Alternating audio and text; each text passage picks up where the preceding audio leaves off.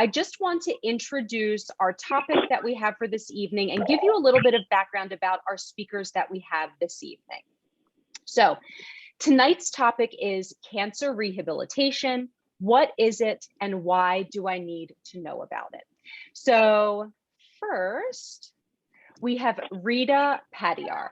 She is the ReVital Cancer Program Director for Southeastern Pennsylvania and is a certified cancer specialist. The ReVital Cancer Rehabilitation Program treats patients from diagnosis to survivorship and helps patients navigate side effects of treatment, improving their quality of life. She's also been a center manager at their Westchester location for the past 10 years, so she is local to Unite for her area. And she leads and mentors the staff in clinical and service excellence. She's well-versed in manual therapy techniques, including SI joint, lumbar, soft tissue, neural mobilization, and cupping techniques, so a lot there. In addition, she's undergone advanced training and is considered a concussion expert and is a market champion for the recovery and reconditioning program widely used to treat post-COVID patients. So Rita has a lot to cover, a wonderful resource to have. And then I just want to admit a couple more coming in. And then we have Carolyn. So Carolyn Kalpas, you know, it's nice to see some familiar faces from when we had our in-person wellness days. She is the ReVital Program Director for Southern New Jersey. She is a cancer rehabilitation specialist and accomplished speaker. This designation comes after intensive study of oncology rehabilitation through treatment techniques, incorporating manual therapy and exercise prescription, monthly team rounds discussing cases and articles related to cancer rehab, as well as countless hours of webinar training over the course of 4 years. As the program director, Carolyn has worked directly with the oncology teams to understand the needs of patients, bridge the gap between cancer diagnosis treatment and functionality quality of life. Her experience includes medical oncology, physician and infusion team shadowing, cancer topic presentations, support group consultation, and patient advocacy. So without further ado, we will get started with Rita and I will allow them to start their presentations. So Rita, I will bring you on first and we'll get started. Thank you. We're so excited to have you here. Can everyone hear me? Yes. Yep, you sound great. All right. Carolyn, do you want to start with the video first? We're just going to do a little introduction video about what cancer rehab is. Sure, and this is a video that we share often with our patients so that they understand what cancer rehabilitation offers them from day one. And actually, before I share this, let me stop sharing and make sure that I clicked one of the, yes, I did, okay. Want to make sure I click the button so you guys could hear it. Up to 90% of people affected by cancer will experience a treatment-related side effect, which impacts their ability to perform day-to-day activities and participate in the things they enjoy most. Individuals who receive cancer rehabilitation therapy as part of their overall treatment plan experience fewer side effects and enjoy a better quality of life. The ReVital Cancer Rehabilitation Program provides specialized physical, occupational, and speech therapy services at the hands of compassionate, dedicated cancer rehabilitation clinicians. These therapists are specially trained in oncology and understand the unique challenges that you face. Based on post-care survey results, 98% of patients who have been through the ReVital program would recommend it to others. ReVital therapists can help you prepare and live well from the point of diagnosis through treatment and into survivorship. They provide knowledge of what to expect and how to prepare for each phase of your journey, ongoing support of your physical and mental well-being, and tools so you may be proactive in managing side effects. ReVital therapists are here to help you live well throughout your cancer journey and beyond.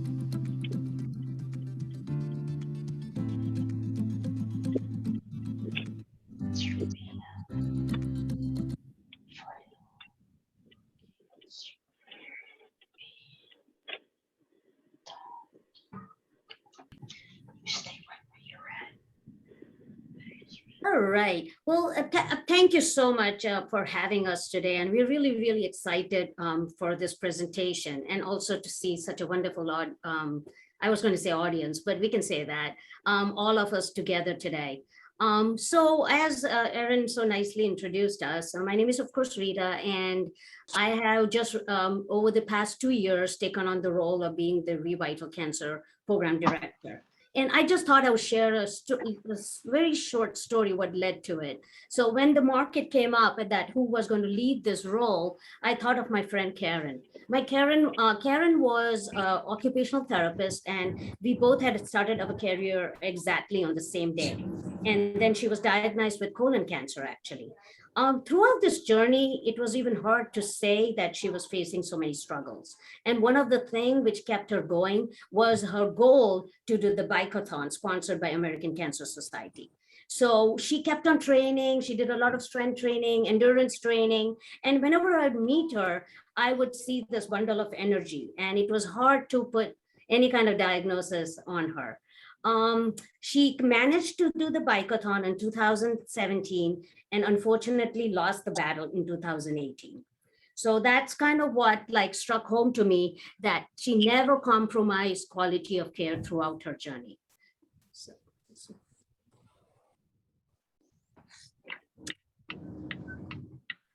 now, what is cancer rehabilitation and why is it really important for patients? Cancer rehabilitation is a process that helps the cancer survivor obtain and maintain the maximum possible physical, social, psychological, and vocational functioning within the limits created by cancer and its treatments. So it may include physical therapy, occupational therapy, speech therapy, exercise fitness guidance, pelvic health therapy, and lymphedema services. We will explain a little bit more about that a little bit later on, and you can always put it in the chat if you have any more questions about that, but we're going to go a little bit more in detail later on. So this is a very interesting fact. 60 to 90% of individuals impacted by cancer have at least one need for specialized rehabilitation. And the sad fact is less than 2% of the rehabilitation needs are addressed. Interestingly enough, the similar situation in Europe, more than 50% get cancer rehabilitation service. So it's very different in other countries. And I'm hoping that today we can change these statistics. I love this slide, and it was, I can't take credit for it. It was given to me by Carolyn. So this young man is set out on a journey. His journey is to get to the top of the mountain. He cannot just wake up in the morning. Yeah. He cannot just wake up and say, I'm going to climb this mountain without any kind of training. He has to, first of all, think about it mentally, get ready mentally and physically. He has to do a lot of strength training, endurance training, stretching. He has to get all his equipment ready. He has to get all his gears ready. He has to be prepared for the storms which are going to be coming. He might have a tent with him. He might set it up, and he might have to take some rest in the middle. He has to know when it is necessary to rest and when he can push himself to continue the journey. But guess what? Doing this journey alone is a lot more challenging than having a companion, a guide, or a friend. Cancer Rehab is going to be your guide, companion, and friend. You are here to set on this same journey, to climb this mountain. When you are diagnosed with cancer, you're going to face many challenges. Your oncologist team is going to let you know what kind of treatments you're going to face. And with the treatments are going to be a series of impairments. You getting on the path of rehab with a trained oncologist is going to help you navigate a lot of these impairments. We are going to give you strength training, endurance training. We are going to help you set your goal and help you achieve those goals through our cancer rehabilitation programs. When there's a storm, when you get the treatments and you're not able to go through therapy, you can take that tent and rest. And then when you're ready, we're going to push you to continue. And eventually you're going to achieve your goal. So Carolyn, next slide. So why cancer rehabilitation? Every one of you is a unique individual. There are amongst us teachers, painters, caregivers, people who want to ride and achieve their goals on a bike-a-thon. There is going to be the golfer, there's going to be the dancer, and each one of you is going to have different needs and different rehabilitation plans, which we are going to address individually because every one of us is unique. So based on our needs, your therapy is going to be very different. For example, a painter, he's going to have to reach above and he's going to have to raise his arm overhead. We are going to have to do a lot of range of motion training for that painter to achieve that. We are going to have to work on their scapulothoracic mobility. We have to work on their postural strength. It takes a lot of different muscle groups in order to achieve that one task versus a cyclist who is going to want to work a lot more on his endurance. However, he's also going to need some level of shoulder strength in order to hold the handles in order to bicycle. If you look at the person with a desk job, it's not like they end up without any needs. We are going to have to work on their posture, their neck strength, their shoulder strength. So the needs for every single individual is different. And in our evaluation, we try to find out how we can tailor your rehabilitation to achieve your goals. On to the next one. So as I mentioned earlier, that there are multiple types of rehabilitation therapists involved in cancer rehab. Physical therapists, we treat pain, strength, balance, deconditioning, lymphedema, and pelvic health. Pelvic health involves incontinence and sexual dysfunction. And we address many different parts of the body, which include joint, muscles, and nerves. An occupational therapist will help upper body and sometimes the neck. They focus on improving activities of daily living, like bathing, dressing, feeding. And they also focus on forgetfulness or concentration. So we do a lot of cognitive rehab, which is something which is not very known across the board. Specialized OTs, known as certified hand therapists, help manage neuropathies and joint pain caused by chemo. In some settings, OTs also work with lymphedema and pelvic health. The speech therapists help with speech and swallowing, and they address forgetfulness, concentration, and help with word finding difficulties. So if I were to put it this way, if it's in the hospital setting, the PT, the physical therapist, is going to help the patient get up, transfer from the bed to the standing position. They're going to help them with their gait, get them to the bathroom. From the bathroom, the OT is going to kind of take over. They're going to help them brush their teeth and do the activities of daily living. So that's kind of how I would like to differentiate between the two. But there are a lot of things which do overlap between the disciplines.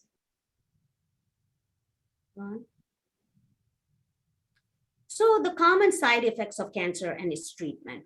Cancer treatments are varied. For example, there is surgical treatments like mastectomies. There is chemo, there is hormonal therapies, and there is targeted therapies, immunotherapies. And each one of them, unfortunately, comes with a baggage with a lot of side effects. For example, Carolyn, you want to go to the next slide? For example, someone receiving chemo treatments will have a lot of neurotoxicity. Neurotoxicity, meaning numbness and tingling, cramping in the feet, can lead to balance dysfunction. And that in turn can lead to falls. Along with that, someone who's taking hormonal therapy can have side effects of joint pain, pelvic health issues. The targeted therapies, they have a lot of cardiotoxicity. So we would help with deconditioning, endurance training. And immunotherapies in general, a lot of them have like flu-like symptoms. They feel very tired. So we would have to take a lot of rest breaks. So you can see how like each set of impairments will, along with that, your treatment is going to be significantly different. However, there will be some overlap in treatments too. And you can go to the next slide. I think, Carolyn, you kind of take over from here. So I'm going to hand it over to you. Thanks, Rita. So now that we understand the disciplines that help in cancer rehabilitation, we'd like to talk a little bit about how you know if cancer rehabilitation is right for you. And as Erin had said in the beginning, as cancer rehabilitation specialists, we treat patients from the time of diagnosis through active treatment, just like you're climbing that mountain, and then all the way through to survivorship. So we can help patients feel as much as themselves as possible throughout their journey. And that kind of leads me into the 5 Ps of cancer resiliency. This is a wonderful word. It's my favorite word these days. It is a wonderful word because it shows the empowerment that cancer rehabilitation is. We get to be the glass half full therapists. So we actually get to empower patients as everything is coming at them, whether it be lab tests or doctor appointments or questions about who's picking up the children and who's preparing the meals or driving the car for the day. We get to be the person that helps to organize all of those things and be the positive person for planning and helping the patient the entire journey from the time of diagnosis through survivorship. As Rita had talked about, we help patients prepare. So when they're first diagnosed, we take what we call a baseline assessment. So we take a look at what the patient physically can do and what their goals are throughout their cancer treatment. We help to prevent some of the dysfunctions or side effects that can happen when you have some what we call pre-existing conditions. So everyone is unique, and when you're diagnosed with cancer, it doesn't mean that you haven't had previous surgeries or previous ankle sprains or shoulder dysfunction or maybe some hip pain, after overuse. So as a physical and occupational therapist, we understand what those injuries or those side effects are of pre-existing conditions, and we help to incorporate rehabilitation goals so that we can help prevent further decline or frailty throughout the patient's treatment. So how do you know if you're appropriate for cancer rehabilitation? If you have a cancer diagnosis or know someone who has, if they've completed or they have planned cancer treatment, you are appropriate for cancer rehabilitation. We have a partnership with patients who desire to help their body tolerate the cancer treatment with minimal side effects. So you get to keep your Zen moment the entire time that you're going through your treatment. And we hope to help you impact some of those side effects early and improve your well-being throughout your cancer care and beyond. As Rita had talked upon, there are common side effects that can happen from cancer treatment and cancer itself. And so we help to mitigate or decrease some of those impactful functional changes, and we help to make the patient comfortable throughout their care. One of the other ways that I help patients oftentimes to understand whether or not cancer rehabilitation is appropriate for them is through our functional questionnaire. This is something I bring to support groups, to community events, to outreach events. And Erin, this is something we can share with you and your team as well. These are questions that we've learned over the years are very pointed and appropriate for patients to understand where we can help to support them. And so it has a series of things that cover all of the different disciplines that Rita had talked about: physical therapy, occupational therapy, and speech language pathology. And so if anyone answers yes to one of those questions, it's likely that they are a candidate for cancer rehabilitation services. This is also a nice piece that we can use as an advocate for cancer rehab services with our oncology teams. So because we are newer to the standard of care for patients, I think one of the most common questions or common comments that I get is, why didn't my doctor tell me about this? Or why didn't I hear about this sooner? Well, it's because it is in the literature. And I was just actually going through some research yesterday, and it can take anywhere from 17 to 20 years before items and best practices within the evidence of best practice in the research actually translates to our healthcare delivery.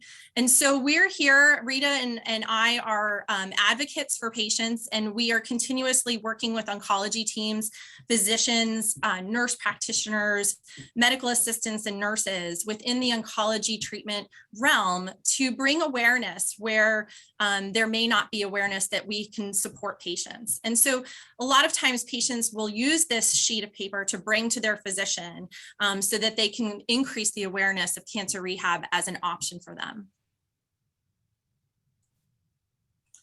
So one of the other questions I get is, what does treatment look like? You know, because I think a lot of people are very familiar or may be familiar with physical or occupational therapy from a different previous experience. So maybe there is a history of an ankle sprain, or maybe they know someone that had a total knee replacement.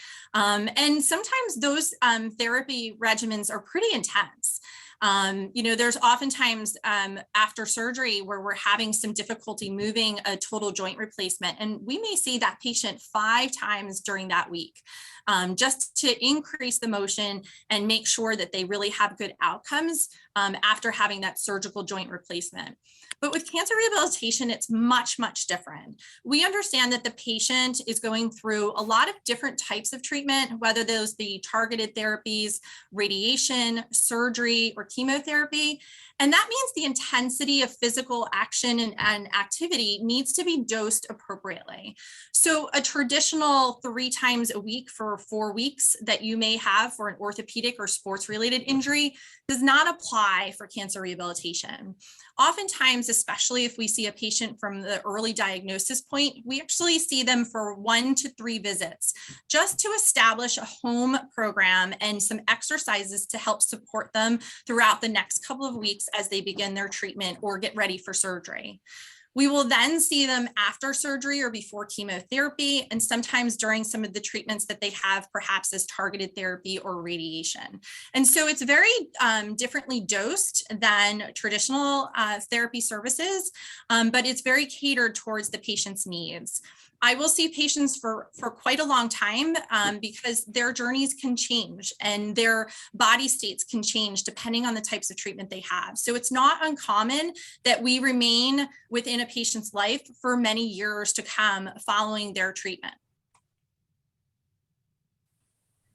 Here are some pictures of different exercises and interventions that we do for cancer rehabilitation.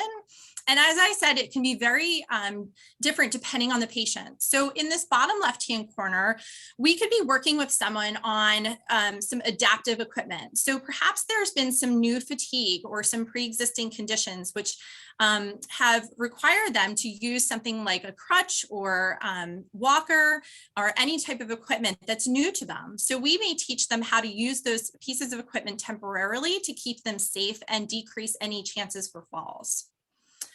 In this upper left-hand corner, we have a patient who's balancing at the same time as doing some upper body strengthening. This is a really higher level exercise, and this might be something that we intervene in between some of those touch points where the patient might not be doing as much active cancer treatment, but may be ready to do some strength training within their program. Our occupational therapists often are certified hand therapists. And so there are times when patients have some side effects that affect their ability to feel the world around them and to be able to manipulate some fine motor activities like picking up pencils or zippering their t-shirt or their shirt or jacket. And so our occupational therapists will sometimes use adaptive equipment or recommend different types of bracing to assist the patient and allow them to be the most comfortable and the most functional throughout their care. Here in this picture, I like this picture because we could simulate anything in here. This could be a very active sports related. So this could be the patient that is ready to return to their gym or their usual home exercise routine. But think about some of the things that we have to do on a daily basis. So perhaps this is someone who needs to be able to transfer the laundry basket from, in front of them to behind them, or maybe they're unloading their groceries onto the island counter. And this is something that has been struggling or giving them some difficulty that they've been struggling with over the last several weeks because they are just finishing up their chemotherapy and they've already had surgery on their shoulder. And so it's important for us to understand understand some of those aspects of where we can intervene and support them and be able to train their bodies to be able to complete some of their daily activities. In this upper right-hand corner, we can also help patients with walking. So think of some of the surgeries that we've had in the pelvic area. Those sometimes can cause some pain within the lower back and then in through the legs and hips. And so that can really affect how we're walking, and think about how mobile we are as humans. So a physical therapist and an occupational therapist can really look at how a patient can mobilize their joints and be able to feel comfortable throughout their care.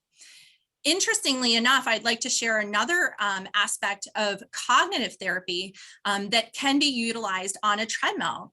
So sometimes with chemotherapy, a side effect can be considered a side effect can be called chemobrain. So it's a cognitive dysfunction that can affect how patients are thinking about things, remembering things, and organizing the things in their life. And so our occupational and speech language pathologists actually do something called cognitive behavioral training, where they can help to reduce some of those side effects of chemobrain. And one of those types of training can actually include an aerobic component where their heart rate is increased, which then helps the brain function increase as well. So this could be another story where a patient is working on their cognitive or brain dysfunction to be able to help be more normal in their everyday decision-making skills. The final picture down here at the bottom is also working on something called grip strength. So we know that grip strength is a really, especially in literature, is a really large indicator of how frail or how weak our bodies are. And so it's one of our standards of measurement for all of our patients in the ReVital program to understand where a patient lies in their energy level and strength abilities. These are also indicators to understand if patients are at risk for things like falls, or balance dysfunction, or even energy level overall. And so someone would want to measure these things very early on for someone going through treatment so that we can really understand where they start from and where we have goals to get them to. Some of the other treatment that we do is very specific to the area where the cancer treatment is. So in this particular photo, we have a therapist stretching a patient utilizing their manual skills. So utilizing their hands to help to support the shoulder and neck region and over the chest wall. And this is something that we do for a lot of different diagnoses, but specific to also specific to cancers that are within this region. It's important, as Rita was saying in the very beginning, for us to be able to reach overhead and be functional in all of our everyday activities. And so making sure that a patient is comfortable in this position is very important. One of the other things that comes to mind is if this patient is about to start their radiation therapy, it's important for them to have this position and be comfortable in this position for certain types of radiation treatment. And so that was one of the main reasons I like to work with our oncology teams, so that I know that this motion is available to the patient prior to the start of their radiation treatment. This is another picture of a wonderful lady that is a patient of ours, or was a patient of ours, down in our Texas area. And I don't know that we mentioned this, but our ReVital program is nationwide. So we have over 20 markets within our within the country, and here in the tri-state area as well. And so this patient is doing some higher level activities. She's balancing on a ball. She's looking up at her therapist, which is a pretty high level thing to do if anyone has ever tried to balance and turn their head. And she's also working her upper body. So there are types of diagnoses that would be would benefit from this type of exercise, including upper and lower areas that have some dysfunction or decreased strength. And this is one of the higher level things that we might be doing with a patient, again, maybe towards the end of their treatment or as they're re-entering into their home exercise program. I'd like to share some of the comments that our patients have shared with us over the years. This year, we actually started what we call a Get Loud campaign. So I think that you guys had remembered that I said that it's the cancer rehab is something that is not necessarily always a standard of care for patients. And so one of the ways that we're hoping to improve awareness is through our Get Loud campaign. And this patient was kind enough to include her comments in our campaign this year. She works with our therapist down in our Mays Landing. And for those of you that are snowbirds, the Mays Landing, New Jersey is down at our shore region, which is always my favorite place to visit. And so I'm going to read her quote. She said, "After 2 surgeries and taking medicine for cancer, I was finding myself in a lot of pain with limited range of motion and mobility issues. Her therapist, Mackenzie, had given her a plan to move better and feel better so she could manage her pain and get stronger." And one of the comments that I had told you before, she wished she had come to the NovaCare program a little bit earlier, but she's getting loud about it now. And one of her big statements, and I like to share this often, is that she doesn't have to accept pain as normal anymore. I think that's very powerful because I think oftentimes we hear, whether it be from someone's story or whether it be from our own experiences, that the things that we're feeling are very normal for cancer treatment or cancer itself.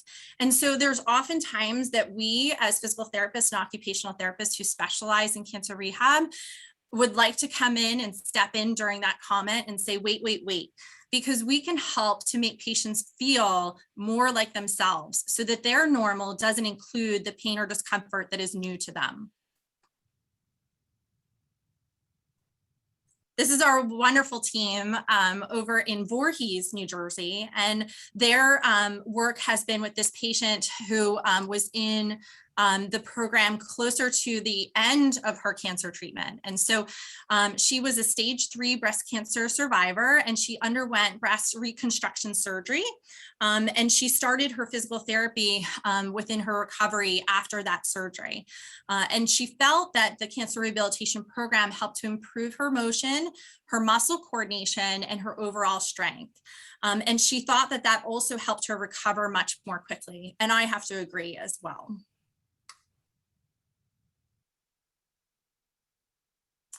So now that you know what cancer rehabilitation is, who the providers of that cancer rehabilitation are, and whether it's something that is for you or for a loved one, how do you know where to find a provider in the area, and what should you look for with a cancer rehabilitation provider? So I always like to inform patients about comprehensive services.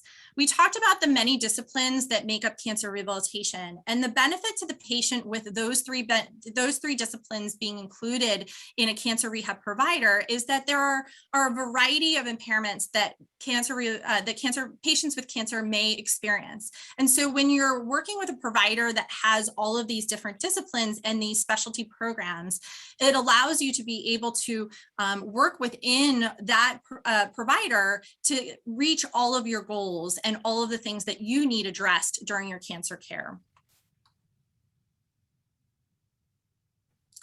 There are several different resources within the community, including Unite for Her.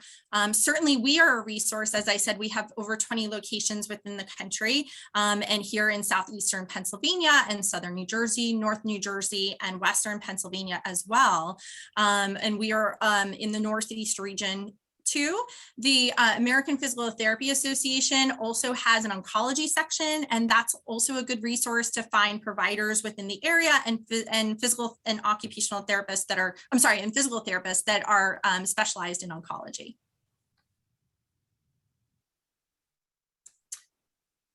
With our ReVital program, we have a speaker series called the Living Well Beyond Cancer Survivor Series.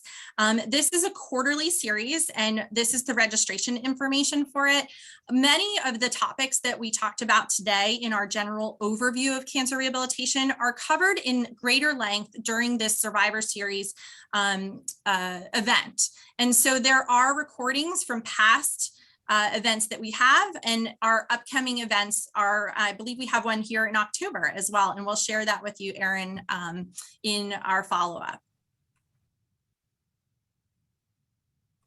If you would like to reach out to Rita and I, Our contact information is here. We have what we call a central scheduling office. So it's our easy button for both physicians and for patients, because we have access to all of the ReVital locations throughout the country. And then certainly Rita and I are accessible through our email system here. And then our ReVital Cancer Rehab.com website has some information about that Living Well Beyond Cancer series, and then all of our locations, as well as our program director information as well. Carolyn, one of the questions which was posted in chat, which I'll share with everyone, is like, does this go through insurance? So yes, and the answer is yes. It's funny because I forgot I had a slide for that for so long, and I don't know why I left it out of here. So the unresounding answer is yes. So physical, occupational, and speech language pathology services for cancer rehabilitation fall under your traditional service options within your insurance. And so we have, knock on wood, have not had any pushback in the 4 years that I've been practicing within this space from insurances. And so that is usually that's what one of the first barriers that, that we always have to overcome. And luckily insurance is on our side with this, and they do cover services. So great question. And I had, if I can just chime in, I had someone message me that said she reached out to her Aetna HMO and was told the coding for ReVital is the same as PT. So they're getting the same message, which is really great. Wonderful. So yeah, I love that. Yep. I was going to ask if a script is needed from the physician, or that was what I was writing down questions to think of as you were going through, Carolyn. And I thought, how does one go about asking for this type of service from the get-go? Is a script needed? Is there something they have to talk with their physician about to get them started? So I'll answer for South Jersey, and then Rita, I'll let you answer for Pennsylvania. So here in South Jersey, we have what we call direct access. So you actually, for almost all insurances, Medicare, they do require a prescription, but most insurances, you can actually access care while you are connecting with your physician. So within cancer rehabilitation, we always love to work as a team with your oncologist and your surgeon or your radiation oncologist.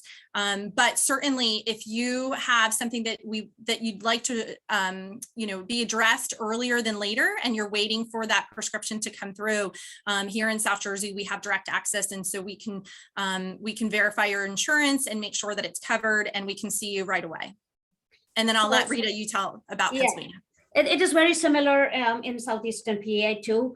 So as Carolyn mentioned, Medicare and certain insurances, you do need a script, but the script does not always have to come from the oncologist. I want to make that clear. It can come from the primary care physician, so you can get a jump start on your care. And a lot of times I do that.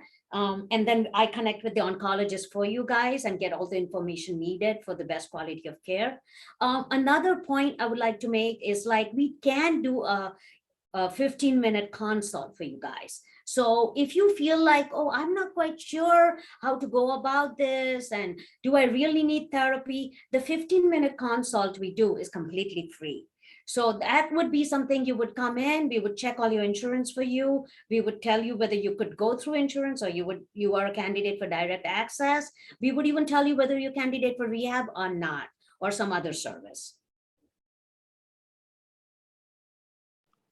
That's really great. Thank you for sharing that. And I wondered, is this something where, if a person has a diagnosis and they have no symptoms, they have no issues, is it better for someone to get a jump start on it? Is it even from the thought of, can I prevent some of these side effects I'm scared that I may be experiencing? Is that something that is, a potential reason to start? Yeah, absolutely. Actually, I love that slide, Carolyn. Today we don't have it, but there is we have a research department, and we are very lucky with that. So we had done research on that as soon as you get the diagnosis and you come in for rehab, your therapist can check in anticipation of what kind of treatments you're going to get and what kind of impairments they're going to face. We can start checking on all of that. For example, if it's a breast cancer patient, then we can check their range of motion and strength when they come in. They might have some underlying dysfunction already going on. So if we give them, like Carolyn said, 1 or 2 treatments with some exercises, get them a jump start, get them strong, get their range of motion back, they go back in for treatment, they are always going to stay above that baseline. When you get the treatment, definitely there will be a little bit of a decline and you will come back at baseline. But as soon as you get the treatment, you will again go up above the baseline. I don't have the graph.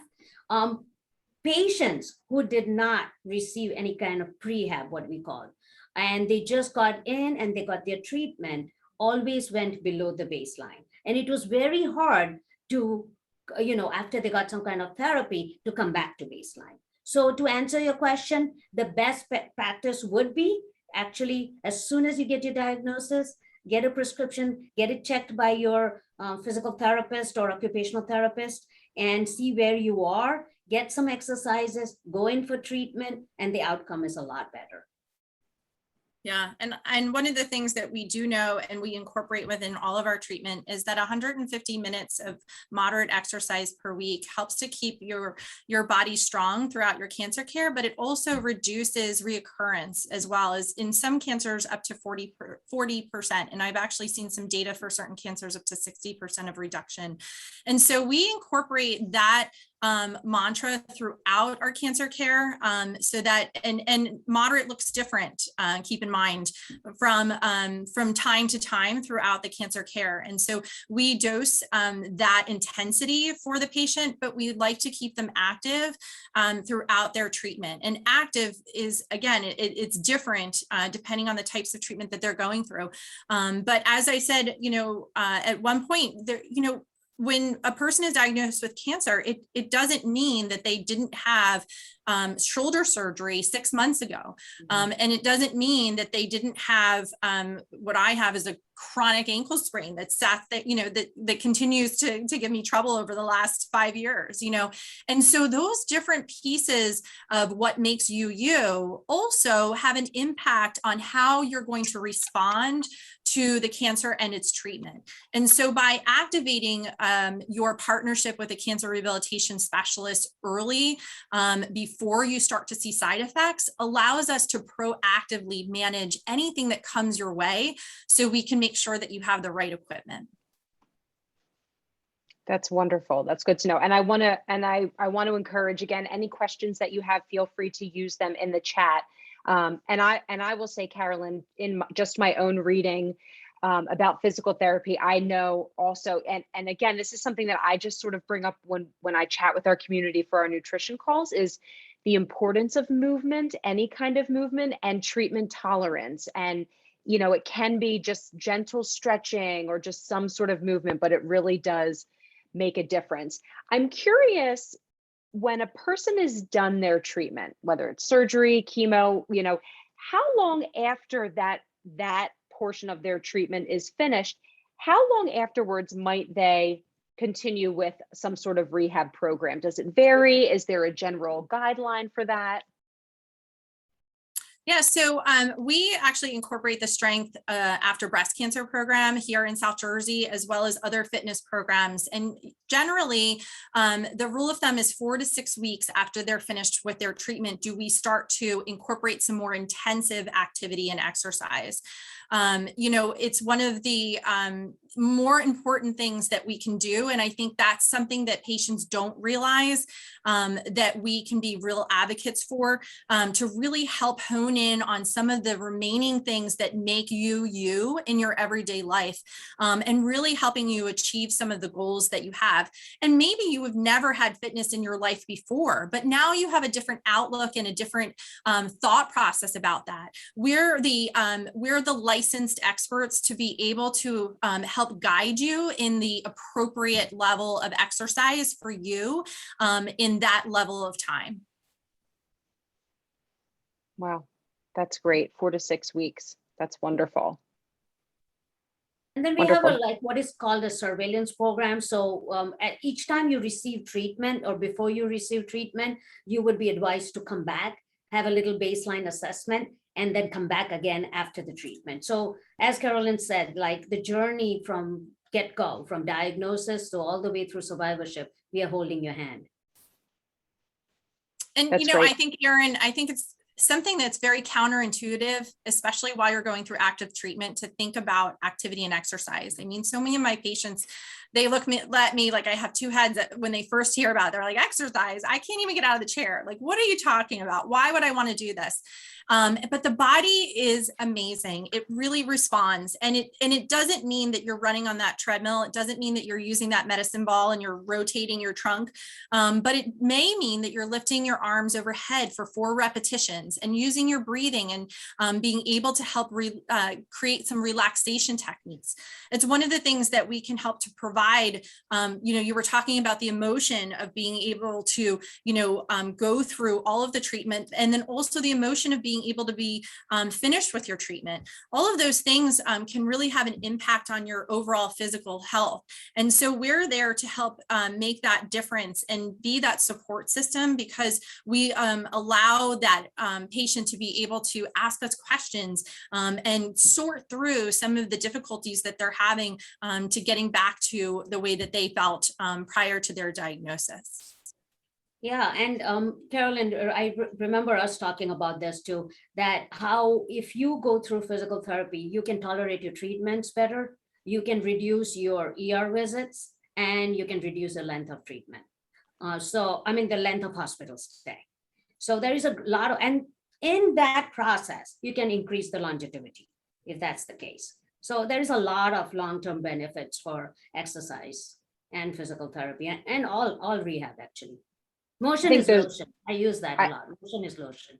I think those 3 things that you just mentioned, Rita, are so significant. The benefit that a person can get, right, from hospital stays to tolerance. I mean, those are 3 really, really significant things to mention. Pretty compelling. Mm-hmm. If someone's on with us tonight, so, our community, they may be active in treatment, they may have ongoing treatment or, a recurrence, but maybe there's someone in their life that had a past cancer diagnosis and may just feel like, maybe it was 2 years ago, maybe it was 5 years ago. Would that person be eligible to do a cancer rehab, even if it were years ago? Maybe they've just settled in with the fact that I'll never raise my arm above, shoulder height, or I'll never have the dexterity in my fingers for food preparation or whatever. Would that person, could they share, this type of program with them? Absolutely. This program, there is no, anytime you notice that you have some kind of impairment, and it could be long-term, it could be short-term. Definitely at any point in their journey, they can check in with one of our therapists. I'm waiting for my basketball player. Oh, we're hearing some backgrounds. Yeah. And like we said, we can do the baseline assessment and see where the impairments are, and we can start treating it. So deconditioning, for instance, is a big one. If you have not had exercise, you're going to start getting weak, and weakness can be changed anytime in their journey. Fatigue. I have had a patient who had long-term use of platinum drugs and a lot of neurotoxic drugs. And after 3-4 years, she continues to have those symptoms and has had multiple falls and balance. And we have been treating her for 3-4 months, and there has been 0 falls. Her fatigue level is improved by 50% according to her, and now she can go for walks in the park without worrying about an assistive device. So it's significant any point in your journey. Yeah, and I've had a variety of patients who are young patients, young moms who are in their 30s and 40s, and they're looking to really just hone in on some of the things that they need to do within their required daily activities. But then I've also worked with older women and men who are 5 or 10 years out of their diagnosis and treatment, but they're looking to incorporate some of that activity level. They're looking to have the 150 minutes of moderate activity in their exercise routine. And they're just looking for that guidance. And perhaps they didn't realize that they have some side effects. And usually a physical therapist can kind of, really be able to hone in and dissect, movement and abilities. And so we can help to bring light to that. And like Rita said, maybe you thought that you couldn't lift your arm up overhead and that was normal. And so we can help to really treat some of those things as well. So Carolyn, there is a question here. When you schedule an appointment for an evaluation, do you specifically ask for a physical therapist that specializes in cancer rehab? Yeah, I think that's a great question. And I think that's really being a good consumer and a good patient. If that is a possibility, with our program, we in South Jersey, I have over 110 therapists that have gone through or in the process of the ReVital program certification. And so I often will encourage patients to find an oncology trained therapist. Now, the research does show that if you work with a physical or an occupational therapist who is a traditional therapist, you still get good outcomes. So don't feel that if you don't have an oncology trained therapist in your region that you won't have good outcomes. We just know through research that you have even better outcomes with an oncology trained therapist who can really help to understand some of the treatments and side effects. I often tell a story about one of my patients who was working on some of her balance and was stepping over cones with me one day. And I made a comment about where she should step and put her foot. And she said, "Can you speak up? I can't hear you." And I said to her, "That's new. When did that start happening?" And she said, "Oh, that just was this week. I started not being able to hear really well in this ear, but I don't think it's anything." And I said, "Remind me again what type of chemotherapy we're on right now." And so she gave her list to me again, and I went to double check. And sure enough, one of her chemotherapies was actually what we call ototoxic. And so it's something that can affect your hearing and the nerve tissue that goes from your ear to your brain. And so having some loss in hearing is what we call a level of toxicity. And it's very important for us to communicate that to a medical oncologist so that they can understand how to dose her chemotherapy levels. She didn't understand that that was something that would be a side effect, and she didn't understand that that was something that she should be bringing up to her practitioner. But as a physical therapist who spent an hour with her, I was able to pick up on that. And because I was oncology trained, it gave me a unique understanding of what that meant. And so we were able to really address that very early on so that she didn't have any permanent damage. And I'm really glad that you mentioned the difference, Carolyn, but also Ken, shared that even if you don't have someone in your area that isn't still seeing a physical therapist and or an occupational therapist can still be beneficial. We certainly wouldn't want to deter anyone from seeking therapy that could be beneficial to them. So I am glad that you mentioned that for sure. And I had a woman message me directly, and she was wondering if this cancer rehab program is available throughout long-term treatment. If someone does have metastatic disease, if they're going to be on treatment for the rest of their life, are they able to have access to this, for the long haul? Yeah, go ahead, Rita, if you want to talk about that. Yeah, definitely. The program is from get-go diagnosis all the way through survivorship. And at any point in the journey, you can join the program. It doesn't mean that if you miss the boat at diagnosis, you cannot join later on. As the condition changes, that you're going to be facing a lot more challenges and different challenges. And it's our job to address those challenges. Again, the earlier you catch these impairments, the better the outcome. So you will we'll develop a program which is known as surveillance program, where periodically, just like you go to your oncologist and you get your checkup, periodically you will come to us for a checkup. And there would be a couple of reasons. First, you are noticing that there are some new impairments you have developed. I am now falling a lot more. And this would be a good time for you to check in with your therapist and say, "Hey, can you get me in and let us have a discussion about this and do some tests?" And we might be in a position to be the first one to say, "I think that this is a need, there is a need for you to now go back to your oncologist." So this does ensure a little bit of safety in that line too. So yeah, I think that it doesn't matter where you are in the journey and how many impairments you have, we can always make a positive change and improve your function really and quality of life. And we work with patients through who are in many different stages. So if whether it be metastatic or in palliative care, because really what do patients want the most? So most patients want to remain independent. Most people want to remain independent. Most people don't want to be a burden to the people around them or the caregivers that are helping them. And so, you know, even when we're working with a patient who is undergoing hospice or palliative care, or perhaps going through long-term, you know, chronic cancer treatment, we really are helping to maintain their independence and their ability to do what they want to do throughout any of the stages that they are incurring. So the other question is, can an oncology trained therapist can treat both MS and cancer related impairments? Absolutely, we are physical therapists. We treat all impairments, and it doesn't matter whether it's from cancer or MS or both. And in fact, I do have a patient right now where I'm treating like multiple things. So the low back pain, orthopedic issues, MS, cancer related, everything can be treated by the same therapist. You would not have to go to somebody else. Yeah, and especially with, go ahead, I'm sorry. No, I was going to say, I'm glad you mentioned that, because there may be a person that has, you know, varying chronic illnesses and they think they might have to see different people. So I'm glad you clarified that. Go ahead, Carolyn.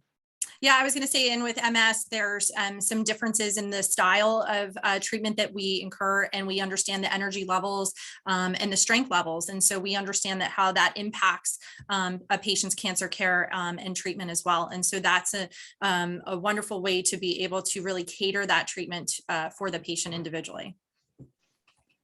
That's great. That's a great question. Something else I thought of, one of the things that I bring up again, sort of, you know, I talk a lot about the benefit of PT and OT in our talks. And one of the things that I think also is overlapping is bone health. And I talk about bone building exercises, especially, you know, if a person just has a history of bone disease, if they're starting an aromatase inhibitor or, you know, some sort of long-term medication, how their bone health may be impacted. Is that something, if someone does already have underlying osteoporosis and they're really looking to address their bone health long-term, is that something that could be addressed? Yeah, absolutely. I mean, we understand that there are some people that have pre-existing osteopenia or osteoporosis, but we also understand that some chemotherapy and targeted therapy also affects the bone health as well as nutrition. So, you know, being able to support both physically and with nutrition can really be a wonderful marry of support that a patient can go through to be able to reduce the impact of those side effects. We know that resistive therapy is something, especially with weight bearing, is very important to prevent fractures. And if a patient has underlying osteoporosis and is in that indication where they're receiving chemotherapy, we don't want to have some of those occult fractures that can happen. And so, you know, we're very aware of the risk that patients may have. And so being able to dose that exercise with the progressive resistive exercises that are safe for the patient, so that they don't have to guess and figure out if it's important for them to do one exercise or another, and how also to perform those exercises with right form. So I think that's all of the things that we can kind of add into the equation to keep them healthy. Yeah, and also I feel like we are very well equipped to know the precautions, because that's kind of one of the major things. So having that oncology background as well as the, you know, the physical therapy background, the shearing forces, what can cause shearing forces, a lot of end range movement. If you have metastasized to the spine, you have to avoid. And so those kind of tricky little, small little details, which are extremely important to avoid fractures, like Carolyn said, we would be very well versed in knowing and educating the patient about precautions. That's wonderful. Yeah. And I'm glad you mentioned it. You know, certainly if there is disease involvement in the bone, that someone can feel secure that they're not going to injure themselves, or they're getting good guidance, you know, that they can really do well by themselves, even when they're kind of practicing at home, that they have that good foundational knowledge from your experts. Mm-hmm. Wonderful. Well, we are coming up to 7 o'clock. And so I will start by wrapping up our this evening's, I'll add myself in here, our speaker series this evening. This was really, really wonderful, really important information that I think everyone should know. And hopefully, if this was new to some of you that have been here, hopefully this was a little bit inspiring. Hopefully this prompted you to maybe have that discussion with your medical team, with your physicians about getting started with a rehab program, whether it's through ReVital or something that may be in your area. So I do very much appreciate Rita, Carolyn, your time, sharing your expertise, answering our questions. This was absolutely wonderful. And thank you so, so much. Thank you. And thank you for all the Thank you. feedback, guys, and the great questions. Appreciate it. Thanks for the opportunity. Yeah, absolutely. much. And I will very happily plug that we are having ReVital back for our Ask the Expert series at the end of October. So they will be addressing a little different topic regarding rehab because there's so many facets to it, as we've learned this evening. But know that we will have them back. So if there are questions that come up from now in the next few weeks, be sure to hop on with us. That will be October 29th at 1 o'clock. We'll be streaming on Facebook, but again, live, interactive. It's good to know that we have resources like this in our community. So, and I'm sure there will be lots of topics to discuss in the future, because I know just in visiting your website and the resources you have, all that's encompassing, there's more to talk about. So I'm sure we'll be seeing your faces again soon.